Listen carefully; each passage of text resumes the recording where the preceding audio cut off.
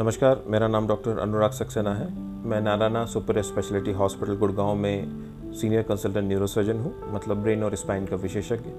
आज हम आपसे बात करेंगे आपकी कमर, रीढ़ की हड्डी या स्पाइन को हेल्दी और लचीला कैसे रखा जा सके और इनकी बीमारियों से कैसे बचा जा सके। सबसे ज़्यादा ज़रूरी है आपका लाइफस्टाइल मॉडिफिकेशन, मतलब एक हेल्दी जीवन शैली को अपनाना जिसमें रेगुलर एक्सरसाइज, चलना फिरना, कम समय तक बैठा रहना, कम समय तक एक ही पोस्चर में खड़ा रहना इन्वॉल्व होता है।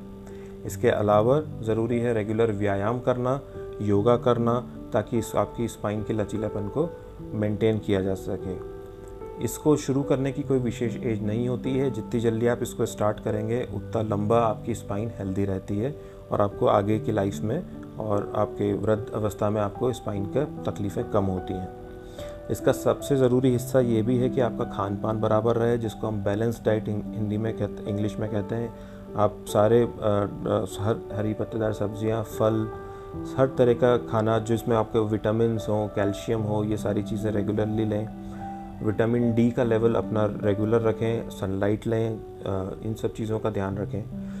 अगर आपको स्पाइन की प्रॉब्लम है या कुछ उम्र के बाद 40-45 साल के बाद में कुछ विशेष सावधानियों का ध्यान रखें, जैसे ज़मीन पे ज़्यादातर ना बैठें, अवॉइड करें जितना हो सकता है।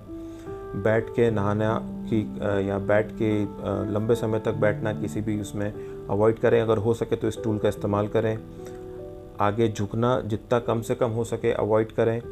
एकदम से झुक के चीज़ों को ना उठाएं, भारी वजनी चीज़ों को झटके से ना उठाएं, जैसे बाल्टी हो गई, या बच्चों को एकदम से उठाना। सडन ट्विस्टिंग या बेंडिंग मूवमेंट्स को अवॉइड करें। हमेशा इस चीज़ का ध्यान रखें कि जब भी आप बिस्तर से उठ रहे हैं या बिस्तर पे लेट रहे हैं तो करवट लेके अपना हाथ का सहारा लेके बिस्तर से उतरें, ना कि आगे झुक के झटके से उतरें। सीढ़ियाँ उतरते समय और चढ़ते समय विशेषकर ध्यान रखें।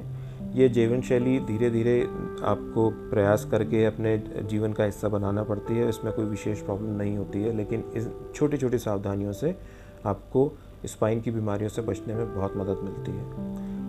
एक और चीज़ आखिरी में आपको बताना चाहूँगा, जो महिलाएं होती हैं कुछ उम्र के बाद में उनमें कैल्शियम की कमी होने लगती है, या हार्मोनल चेंजेस के कारण एक बीमारी जिसको हम ऑस्टियोपोरोसिस कहते हैं होने के कारण कमर दर्द सीवियरली चालू हो जाता है। ऐसे में आपको hormone replacement therapy, vitamin D और कैल्शियम का लेवल आपका रेगुलर कराना चाहिए और रेगुलर ट्रीटमेंट लेना चाहिए। इस बीमारी से बचा जा सकता है। Thank you.